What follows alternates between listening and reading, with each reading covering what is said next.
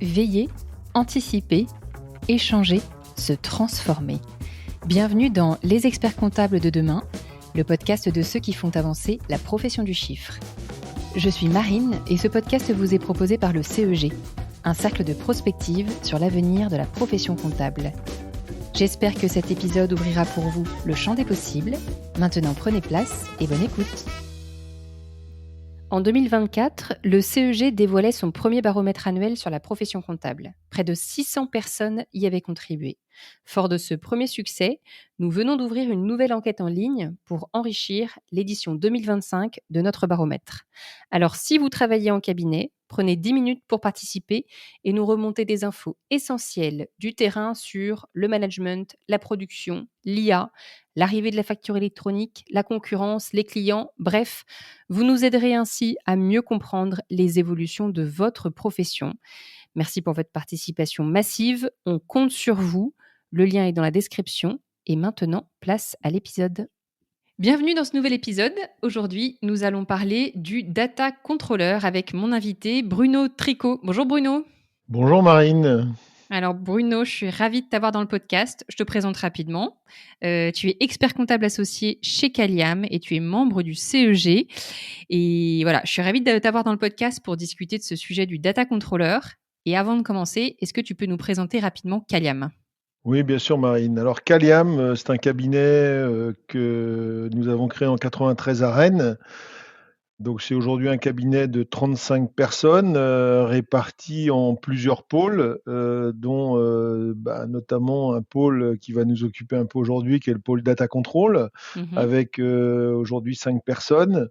Un pôle révision, une quinzaine de personnes, un pôle audit, qui est même plus qu'un pôle puisque c'est une société indépendante, donc qui fait du commissariat aux comptes de l'audit, 3 à 4 personnes, et puis un pôle social RH avec 7 personnes.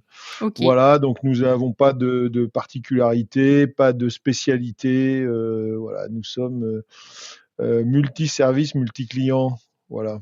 D'accord. Vous avez un site à Rennes, c'est ça ? Nous avons un seul site à Rennes. Ok. Et vous êtes 7 associés, tu me disais aussi ? Alors, nous sommes 7 associés, sachant que votre serviteur va bientôt prendre sa retraite. Donc donc il y a des jeunes qui sont associés pour j'ai l'associé avec qui j'ai créé le cabinet qui est parti il y a plus d'1 an maintenant, et moi je partirai à la fin de l'année 2025. Ouais, on va te regretter. Ne parlons pas des sujets trop difficiles, s'il te plaît. Allons nous concentrer sur ce data controller. Est-ce que tu peux nous expliquer en quelques mots ce que c'est un data controller et c'était quoi le besoin au démarrage du projet quand vous vous êtes dit chez Caliam, il faut qu'on ait des data controllers ? Alors en fait, ça part de l'idée qu'on a beaucoup constaté en cabinet, qui est de dire quand on commence à réviser un dossier client, la première chose qu'on commence par faire, c'est de remettre toutes les briques dans le dossier pour être sûr que nous avons bien toutes les informations. Donc on commence par rechercher les factures qui manquent, demander au client qui nous explique les mouvements pour lesquels on n'a pas identifié d'imputation comptable. Et ça, c'est particulièrement chronophage. 2, ça agace tout le monde, puisque en fait, le client, on lui demande le 15 mars de N+1 de nous expliquer à quoi correspond le chèque qu'il a fait le 15 février, donc c'est-à-dire plus d'1 an avant.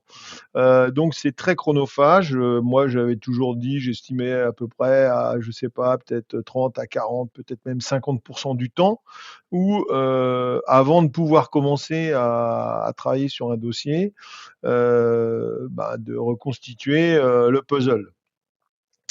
Partant de là, et avec l'arrivée évidemment de la numérisation et les plateformes, et notamment Meg, puisque nous on est Meg exclusive, du coup on a pu mettre en place ces plateformes auprès de nos clients, et pour piloter les clients à travers ces plateformes, il m'a paru assez rapidement essentiel de créer ce poste de data controller, OK. qui pour nous est la personne qui va s'assurer que l'ensemble des flux qui concernent l'entreprise a été correctement appréhendé et c'est transcrit en comptabilité quasi en temps réel. Donc ça suppose un suivi des flux en permanent, en quasi temps réel, afin de pouvoir réagir rapidement auprès du client. C'est-à-dire qu'aujourd'hui, on a réduit les temps de communication avec le client, puisque en principe, au moins chaque mois, on va interroger le client sur ce qui nous semble manquer ou les flux qu'on n'a pas identifiés. Et là, c'est beaucoup plus intéressant pour lui parce que d'abord, nous, ça nous permet d'être plus réactifs et de mieux appréhender les éléments qui sont manquants sur le dossier. Mmh. Voilà, donc et puis la deuxième fonction du data controller, c'est aussi d'évaluer le degré d'appropriation par le client des outils qu'on met à sa disposition et lui proposer d'améliorer les process. Tout l'enjeu, en fait, c'est d'abord aussi de faire prendre conscience au client que les outils qu'on met à sa disposition, c'est pas des outils qui sont faits pour le cabinet, c'est d'abord des outils qui sont faits pour lui, pour la gestion de son entreprise, et que, en ce sens, on a envie de lui faciliter la vie, puisque tout chef d'entreprise doit faire des devis, faire des factures, payer ses factures auprès de ses fournisseurs, payer ses salariés, suivre sa trésorerie, enfin voilà. Donc tous ces éléments-là, c'est des éléments qu'on peut appréhender à travers la plateforme et le data controller va être le point d'entrée du client pour appréhender tous ces éléments. Mmh. On avait dit aussi quand on a préparé cette discussion, tu m'as dit: «Le data controller, il fait pas de la tenue, il est pas là pour imputer, l'écriture en lui-même, hein. Il est juste là pour s'assurer que le client utilise à 100 l'outil comme il faut et que les flux soient correctement captés» et en gros, l'objectif, c'est que le client, ensuite, ça soit autonome, Oui, alors c'est ça l'objectif. Bien évidemment, il y a un niveau de montée en compétences, pour le client et c'est bien ça l'enjeu. Effectivement, notre data controller, a priori, il est quand même pas là pour, faire de la saisie. Maintenant, on a aussi quelques clients, qui, n'ont pas du tout envie, d'aller, de mettre les mains dans le cambouis, si j'ose dire et qui du coup, ils vont nous, scanner tous les éléments, notamment les factures d'achat et nous, on va éventuellement les imputer. mmh, Mais, avec, un objectif, c'est d'automatiser au maximum, l'imputation, des mmh, factures. mmh. Je parle principalement des factures là, mais, voilà, pour ne pas y passer trop de temps. Et faciliter au maximum, du coup, de l'autre côté, côté cabinet, le travail du réviseur, parce qu'avant, tu nous disais donc c'est presque 50 de temps sur un dossier passé à récupérer les infos manquantes. Là, l'idée, c'est de faire maigrir ces infos Exactement, manquantes. l'idée, c'est que le réviseur puisse récupérer un dossier qui est déjà, qualifié sur le plan, de l'exhaustivité des flux. Mmh. C'est-à-dire que, moi, si je suis réviseur et que je récupère un dossier où je suis, absolument certain que tous les flux sont bien enregistrés, et chez nous, les data controllers, ils vont un petit peu plus loin puisqu'il y a un «protocole» entre guillemets de passage du dossier, du data control vers le réviseur où on demande à notre data controller d'avoir assuré un minimum de contrôle parmi lesquels m'assurer que les comptes clients ils sont à peu près correctement analysés, en tout cas qu'ils ne sont pas dans le mauvais sens. La même chose pour les comptes fournisseurs, que le solde bancaire correspond au dernier relevé de banque. Voilà, donc et à partir du moment où j'oserais dire déjà ces trois contrôles-là sont faits, on a déjà un dossier qui est plutôt qualifié et le travail de révision va pouvoir commencer pour le Mmh. réviseur qui va, faire son travail, mais pour l'essentiel, au final, il aura, essentiellement les arbitrages à faire, outre le fait que, voilà, il va faire ses contrôles de clôture classiques, mais ça lui facilitera grandement, le travail. Mmh. OK. C'est quoi les outils que le data controller, les 4 data controllers dont tu m'as parlé, utilisent au quotidien pour, tu vois, organiser les tâches qu'ils ont à faire? Tu peux nous dire concrètement, comment vous les avez outillés? Alors, ils utilisent les dossiers, les outils, qui sont les mêmes que ceux, que nous que le cabinet utilise. Donc ça veut dire qu'aujourd'hui, on travaille avec, ACD, Dia Client. OK, Hem, on travaille aussi avec, Compta Expert. Par contre, on a mis en place un suivi, Trello, OK. avec un système, voilà, tout le monde connaît Trello, qui nous permet de faire avancer, les différentes étapes d'un processus, pour se dire: «Bon voilà, là, ce dossier-là, j'ai, contrôlé, les achats, j'ai contrôlé la banque», voilà. Et là, on est en cours de migration, sur Octovision, qui nous a paru, un logiciel, relativement performant, et notamment pour le suivi, des tâches à effectuer, et en particulier sur le data control. Ça va permettre aussi à nos data controllers de nous déclarer, voilà, où en est l'avancement de mon dossier, et surtout de superviser, où, quels sont les dossiers qui peuvent être en souffrance. Mmh. OK, OK.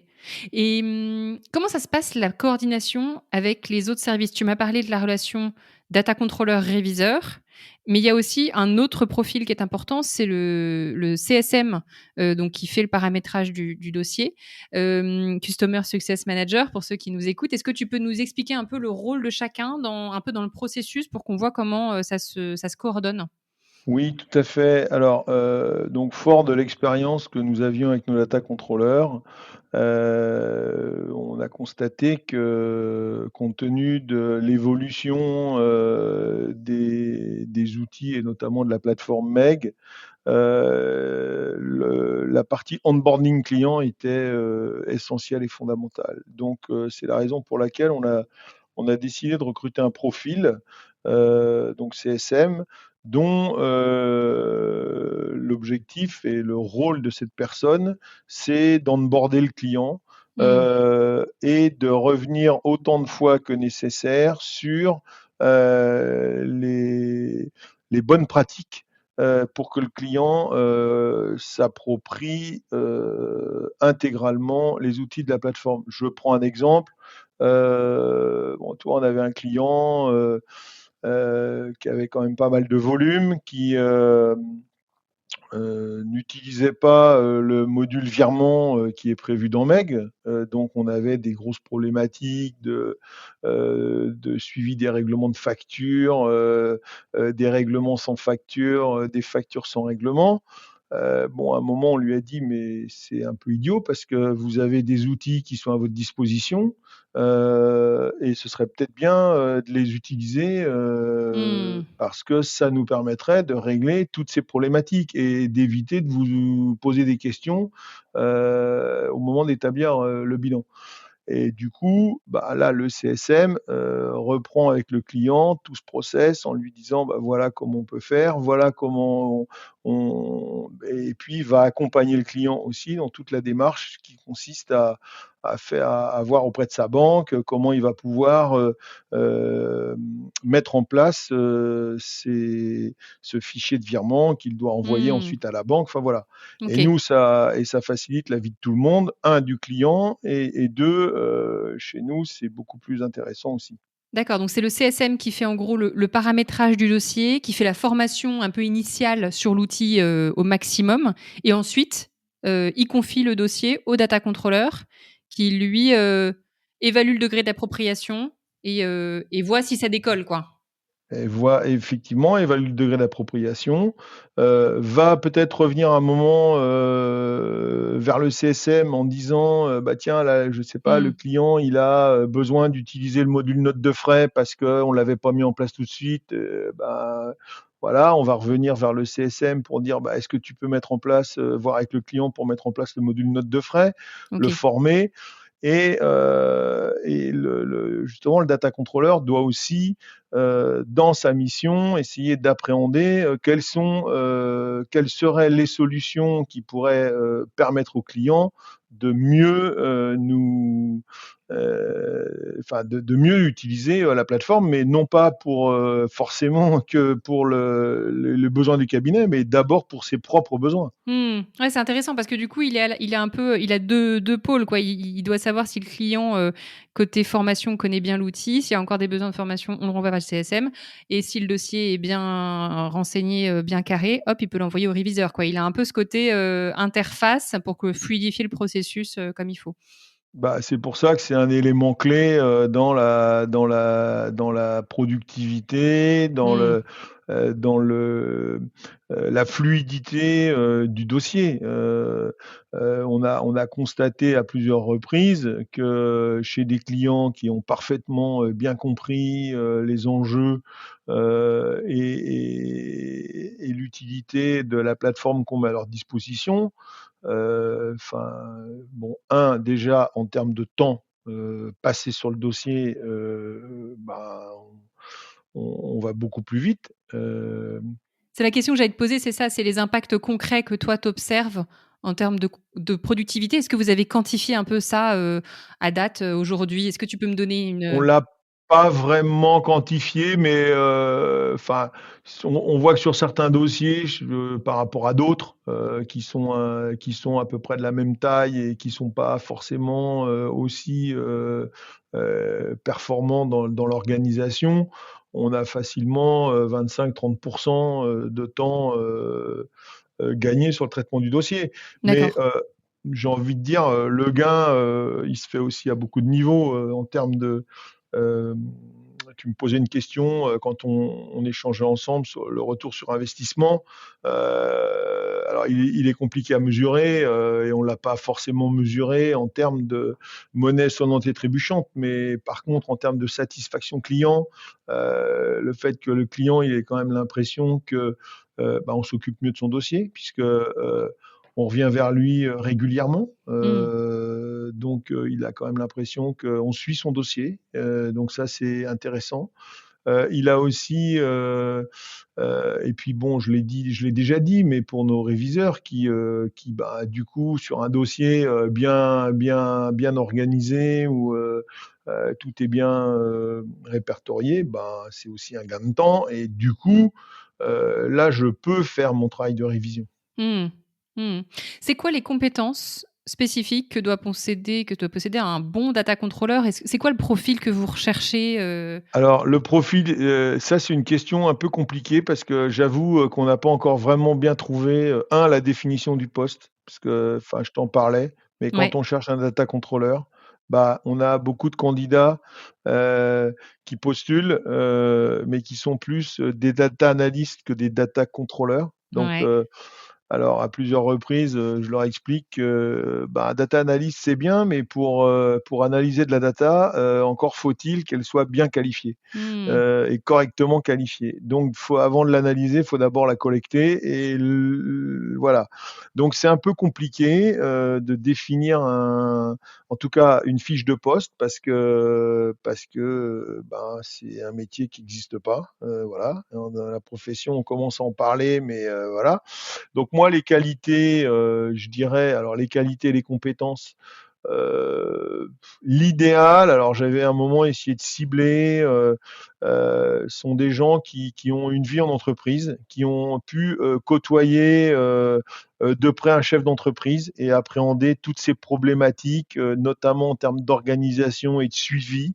Alors je pense à des assistantes, administratives, des secrétaires de direction, enfin, on a quand même, il y a quand même pas mal de ces gens-là qui, ben, aujourd'hui, nous, nos clients, on n'a plus beaucoup de clients qui ont une secrétaire de direction, des Mmh. assistantes, enfin, Mmh. voilà. Donc on s'était dit, ben, peut-être que des gens, qui ont, côtoyé, un chef d'entreprise, en vivant auprès de lui et en essayant enfin, en ayant compris toutes ces problématiques, de facturation, de devis, de paiement de factures, de suivi enfin, recouvrement de créances clients, enfin voilà, ça pouvait, peut-être, cocher les cases.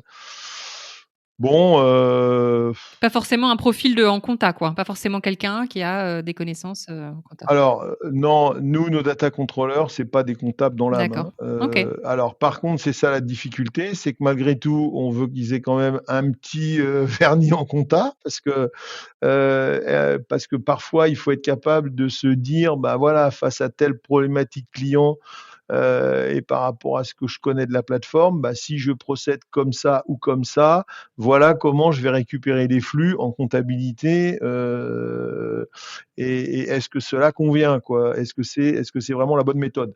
Bon après, bon, on leur dit aussi, si jamais il y a des problématiques de cette nature, bah, voilà, ils ont aussi des réviseurs à qui ils peuvent poser des questions et voilà et tout ça, ça doit pouvoir se mettre en place, de façon, un petit peu, ben, enfin, de manière, hem, conjointe quoi, Ouais, enfin ouais. voilà, en essayant de travailler ensemble. OK, OK. Il faut des gens qui aient beaucoup d'empathie, c'est-à-dire que qui considèrent aussi que si le client il fait pas ou il fait pas toujours bien, bah, c'est pas parce qu'il a pas envie, mais c'est parce qu'il a d'autres problématiques, Mmh.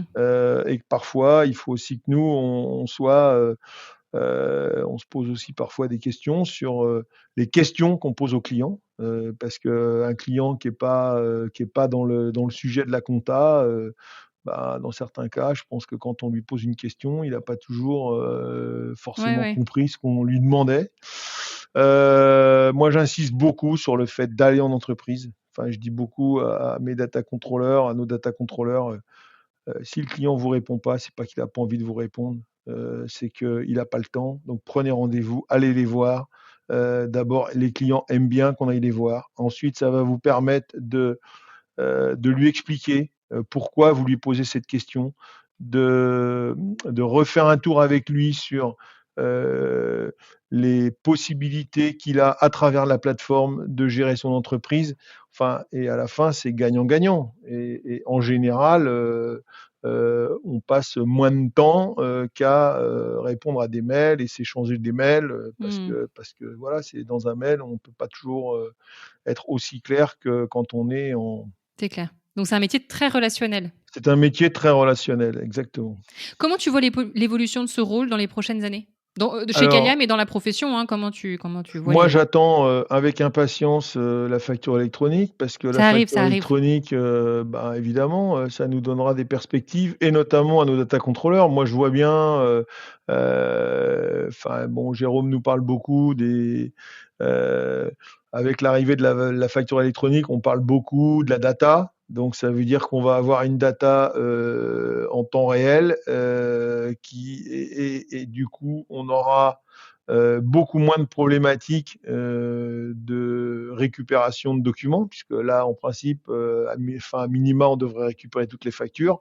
Même si, bon, on sait bien que ça va pas régler tous les problèmes parce qu'il y a des cas d'espèce qui font qu'il restera toujours quelques petits sujets, mais ça en réglera une bonne partie et dans ce cas, ça veut dire que, bah, nos data controllers, ils pourront, évoluer vers, des missions, de service à plus forte valeur ajoutée. Alors, pourquoi pas, aider le client dans le recouvrement de créances, qu'on commence déjà à faire, hein. Nous, on a, OK. alors dans nos data controllers, on a une personne, alors qui a pas été embauchée d'ailleurs pour être data controller, mais plutôt pour faire de l'assistance, de l'externalisation et de l'assistance administrative, mais à travers les outils MEG et qu'on peut positionner chez des clients, pour, les assister dans la gestion de leur entreprise et dans l'utilisation des outils. Voilà et donc c'est des gens qui pourront très bien, faire du recouvrement de créances, enfin du règlement de factures, ce qu'on fait aussi déjà pour le compte de nos clients, régler des factures, fournisseurs. Pourquoi pas, demain, mettre en place un suivi de trésorerie. Mmh. Enfin bon, avec toutes les possibilités qu'on aura, d'exploiter la data, je suis pas très inquiet pour l'évolution, du poste de data controller. On devrait leur trouver effectivement des choses à faire. On s'approche de la fin de cet échange, Bruno, et je voulais avoir, peut-être ton conseil final, tes principaux, points de vigilance pour un cabinet qui nous écouterait et qui envisagerait de recruter un poste ou plusieurs postes, enfin plusieurs profils plutôt de, data controller. Qu'est-ce que tu dirais toi avec votre expérience chez Caliam un peu, voilà, s'il faut se lancer, il faut se lancer avec telle vigilance en tête? Alors d'abord, je pense qu'il faut pas, si on veut se lancer, il faut pas faire les choses à moitié. C'est-à-dire qu'il faut recruter vraiment une personne. Alors recruter, ça peut être une évolution de poste interne, mais il faut vraiment, une personne qui soit, dédiée, à cette fonction. Donc ça veut dire s'il a d'autres fonctions, il faut le sortir. OK, Pour qu'ils soient complètement impliqués dans la mise en place, pour des cabinets qui n'auraient pas encore, appréhendé, ce type de mission ou en tout cas qui n'auraient pas encore accompagné leurs clients sur la mise en place des plateformes. Moi, je pense qu'il faut, vraiment, des personnes dédiées, pour une raison simple, c'est que les outils évoluent, beaucoup avec, enfin on l'a vu, hein, RCA nous a présenté sa roadmap. On voit qu'il y a quand même beaucoup de choses, qui vont évoluer, donc ouais, il ça faut se bouge. mettre à jour. À chaque fois qu'il y a des mises à jour, il faut, adapter, aux clients concernés, communiquer avec les clients, donc c'est vraiment un poste à part entière. Donc il faut pas avoir peur de se lancer, mais il faut y aller, vraiment quoi. Moi je crois pas du tout à l'idée que les collaborateurs et puissent, accompagner les clients dans la mise en place de ces outils-là. Enfin, Mmh. j'y crois pas trop. Bon après, il y a peut-être d'autres expériences, qui prouveraient le contraire, mais je suis pas convaincu par ça.